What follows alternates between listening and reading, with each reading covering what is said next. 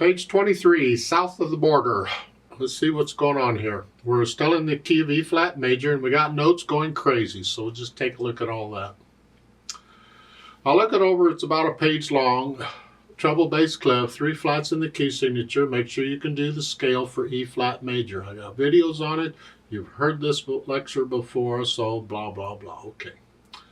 3 4-time signature now.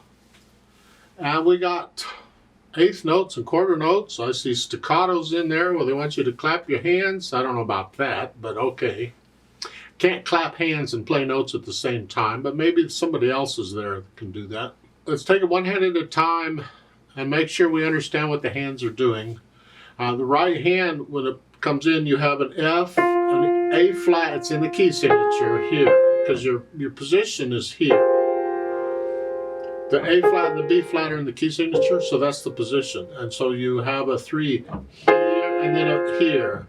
So the top note is the only one changed. The F and the A flat stay the same.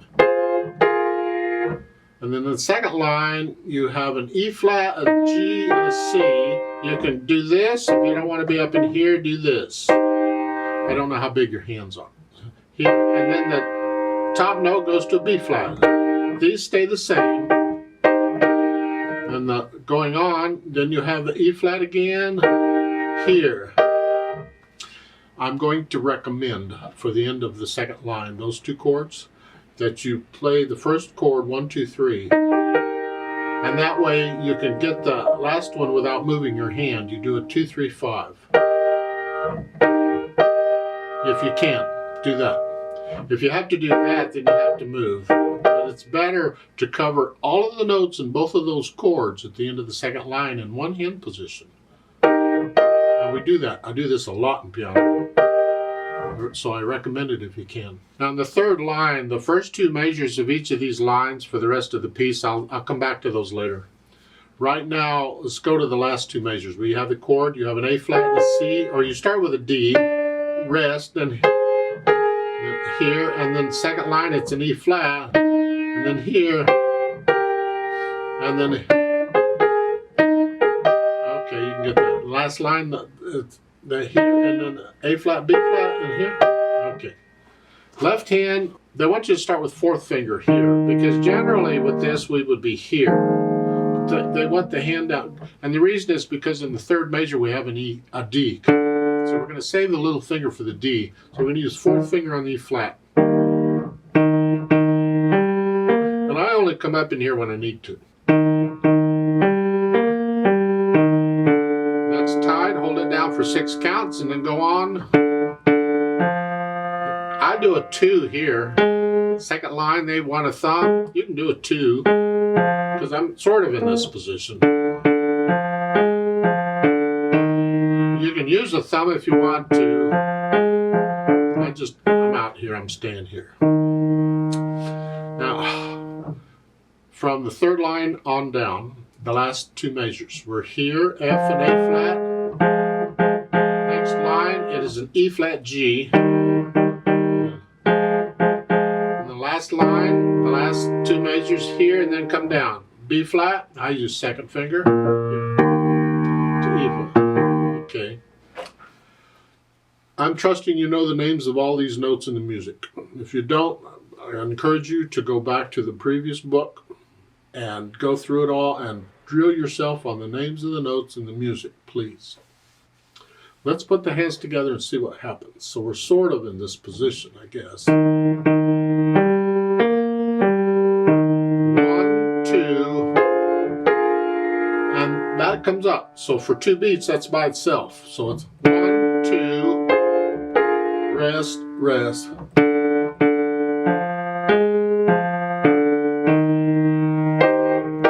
Rest, rest. Now at the end of the second line, both hands get rests at the end of that. 2. They both come up for 2 beats of rest, and then we go to the 3rd line. These 8th notes, well, if you take the first 3 notes together, it's here. It's this. We've been playing this all along. And you can use this fingering or this fingering. If you don't want the thumb here, do it here. I don't care. And then in the right hand, you're here. And again, if you don't want to be up here, you can use 2nd finger. But all all that is that chord, an E flat chord, one note at a time.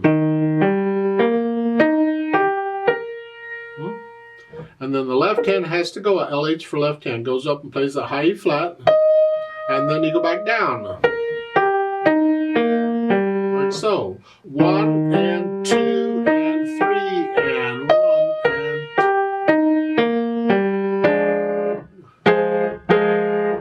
and then you're this chord, this chord. I do a 1, 2, 4 for the right hand in the fourth line down. You can do a 1, 3, 5 if you want. I just find 2, 4 more comfortable. Here.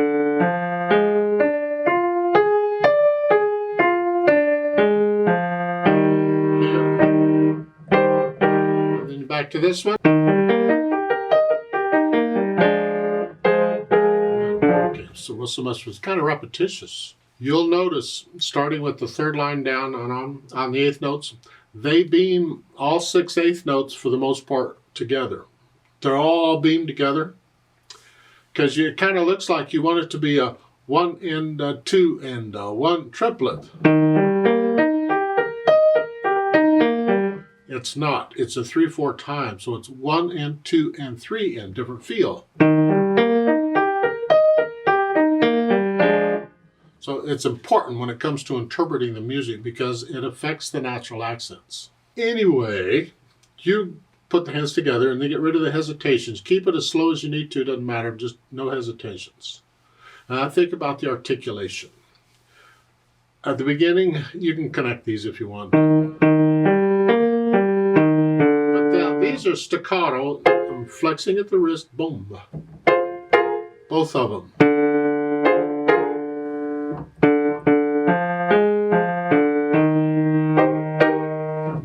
Now, in the end of the second line, what we can do here is you have staccato in the right hand and not the left. Most people will just lift them up at the same time, and that's fine. You can do that. Just bring both hands up at the same time. They could have put a staccato in the left hand on the quarter note to tell you to come up. They didn't, but if you want, you can take a pencil and draw in a little staccato there and just bring both hands up at the same time. Because technically, you keep the left hand down until beat 2. 1, 2, 3, 1, 2. See, on 2, I would lift up. But I'm telling you, lift them up at the same time is fine. And the third line, now they're telling you to connect the eighth notes. Both hands are staccato. And by the way, you also get accents here. The third, it's staccato. You see the little sideways arrow? Yeah. Play it a little louder, a little heavier is all. And then both hands about the same is fine. In this piece, you can play both hands about the same as far as the dynamics go. You start out soft. Soft. Then when you get to the third line, they give you another soft. I'll explain why in a minute. The point is you're soft. But the accented notes are going to take it about a moderately soft. A little louder. Speed, well, moderato somewhere in the middle. Play accurately. What can you do accurately on these? I mean, you almost have to memorize it, but it's easy to memorize, just a chord. So if you can do that, you can memorize it, and you can look down to, you have to look down at the piano to move the left hand up, but that way until you get to the chord, wherever it is, and then you can look up the music and see what it is. In the middle, not fast or slow. You might think, 1, 2, 3, 1, that's kind of quick. Well, again, it's the overall feel of the piece. However, it's all at the same speed. So find the trickiest part in it and how fast you play that. The eighth notes. Those, how fast can you do those accurately? And that's going to be your speed at the beginning. So it's 1, 2, 3, 1, 2, 2, that's the speed. 1, 2, 3, 1, 2, 3, 1, 2, 2, 3, so forth. That would be your speed. Now, you see at the top, under the word moderato, there's the word theme. This is a theme and variation. It's a form, a type of form. Music pieces have forms, different kinds of forms. If you look at the end of the second line, you see the double bars. That's the musical symbol for leaving one section and going into another section. I think we've had this before. So the theme, or the main melody, a theme is a melody. That's the first 2 lines.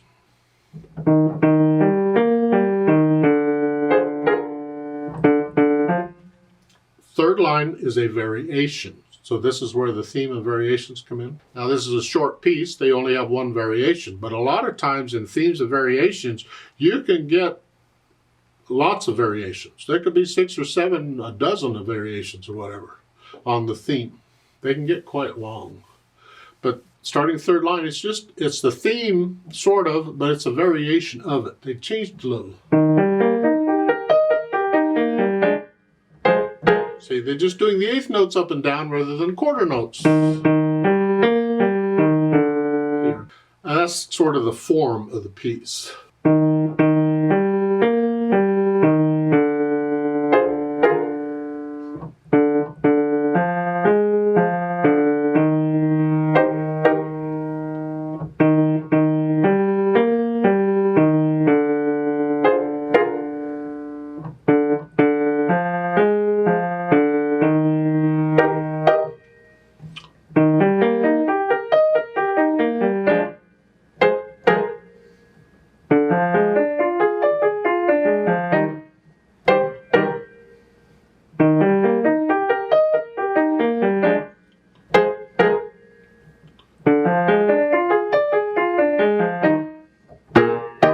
That's just one way of doing it. Don't copy me, please. You get into the music, you feel it. At the end, the last 2 measures, both hands have to move, opposite directions. If you can, you do it one hand at a time, quickly. Just know where you are and where you need to be. I had to practice that. Just practice. The staccato helps because that way you can get off it quicker to move. To here. Let's play this very slowly together and check all the notes and the rhythms. Now, I didn't explain the first and second endings, but we've had them before, so I hope you understand that you play the first ending and repeat. See the repeats on? And then the second time you play it, you do the second ending and go on. Yeah, this is standard. I'll give us 3 counts, very slowly. 1, ready and go, and.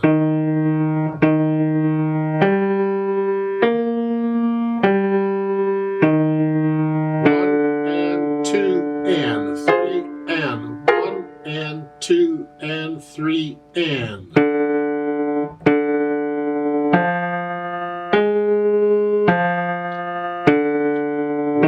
and 2 and 3 and 1 and 2 and repeat.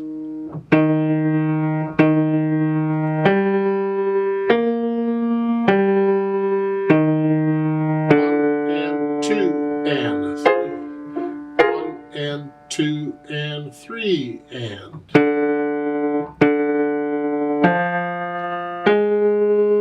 Second ending now. 1 and 2 and 3 and 3 and rest and rest and.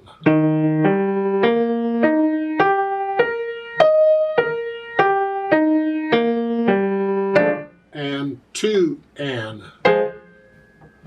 And 2 and 3 and.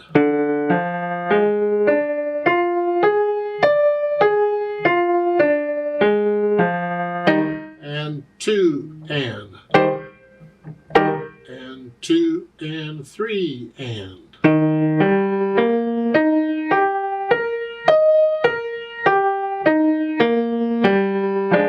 And 2 and. And 2 and 3 and.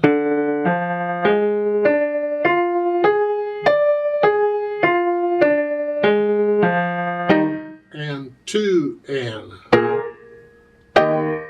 2 and 3 and done.